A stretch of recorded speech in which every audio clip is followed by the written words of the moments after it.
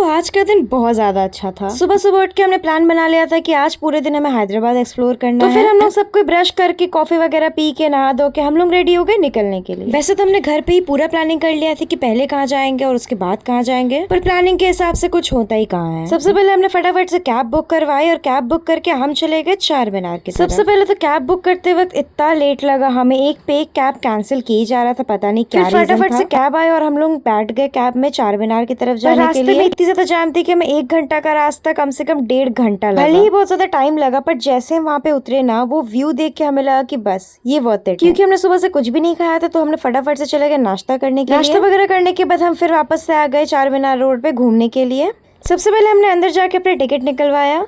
वैसे तो रोड में पूरी भीड़ थी, बट चार मीनार के अंदर उतनी भी ज्यादा भीड़ नहीं थी जितने हमने एक्सपेक्ट की थी। लाइक बहुत ज्यादा विजिटर्स नहीं आए थे उस दिन, और क्योंकि बहुत ज्यादा विजिटर्स आए नहीं थे तो हमें भी अच्छे से घूमने का और फोटो क्लिक करवाने का मौका मिल गया। सबसे पहले तो हमें सीढ़ी से चढ़ के ऊपर जाने में बहुत ज्यादा मेहनत लगी, बट जैसे हम टॉप में पहुंचे वहां से व्यू इतनी ज्यादा सुंदर थी कि आप खुद ही देखो। हमें व्यू इतनी पसंद आई कि हम बहुत देर तक वहीं पे रुके रह गए। फिर बहुत सारे फोटोज क्लिक करवाने के बाद फाइनली हम नीचे जा रहे थे। चाहे नीचे जाना हो या ऊपर आना हो, सीढ़ी का स्ट्रक्चर बिल्कुल सेम है। हमें तो डर लग ही रहा था, बट साथ ही साथ मेरी मम्मी को बहुत ज्यादा डर लग रहा था नीचे आने के लिए। फाइनली हम नीचे आए और फिर हम गए मार्केट एक्सप्लोर करने के लिए। सबसे पहले तो हमने बैंगल्स देखा, जो कि अंकल वहीं पे बना रहे थे, और ये बहुत प्यारे प्यारे बैंगल्स बना रहे थे। धूप इतनी ज्यादा हो रही थी कि फिर हमने नींबू सोडा लिया। उसके बाद फिर हमने ये वाले आम ली, जो कि वहाँ पे बहुत ज्यादा ही सेल हो रहा था, और ये वाले आम का टेस्ट कुछ डिफरेंट सा ही था, बट बहुत अच्छा था। वहां से निकलने के बाद हमने वापस से कैब किया गोलकोंडा फोर्ट जाने के लिए। और एज यूजुअल रास्ते में इतनी ज्यादा भीड़ थी कि हमें बहुत ज्यादा ही टाइम लग गया पहुंचने में। इस टाइम तक वेदर थोड़ा सा अच्छा हो गया था, तो जिसकी वजह से हमें भी अच्छा लग रहा था घूमने के लिए। एंट्री करते साथ ये बड़ा सा एरिया दिखा हमें, और इधर गोलकोंडा फोर्ट का पूरा आउटर स्ट्रक्चर दिख रहा था। ये जगह इतनी ज्यादा सुंदर थी, इतना पीसफुल था कि हमें बहुत ज्यादा अच्छा लगा यहाँ जाके। फाइनली टिकट करवाने के बाद हम अंदर गए, और अंदर जाने के बाद इतना ज्यादा सुंदर लग रहा था। ये बहुत बड़ा एरिया था, और ऐसा लग रहा था कि जो मैंने हिस्ट्री में पढ़ा है फाइनली मेरे आंखों के सामने है। तो बस फिर इधर कुछ टाइम स्पेंड करने के बाद हमें भूख लग गई। फिर हम चले गए पास ही के एक छोटे से रेस्टोरेंट में लंच करने के लिए। लंच वगैरह करने के बाद हम निकल गए अपने अगले डेस्टिनेशन में जाने के लिए। अभी तक थोड़ी शाम हो गई थी, फिर हमने कैब बुक की और हम निकल गए हुसैन सागर जाने के लिए। क्योंकि सनसेट का टाइम था, तो पूरे हुसैन सागर के रास्ते भर हमें इतना प्यारा व्यू देखने मिला। वेदर भी बढ़िया हो रहा था, बहुत अच्छी हवाएं आ रही थी, तो हमें लग रहा था कि बस यहीं पे रुक जाओ और यही देखते। जिधर भी गए थे हर जगह से कंपैरेटिवली हुसैन सागर में सबसे ज्यादा भीड़ थी,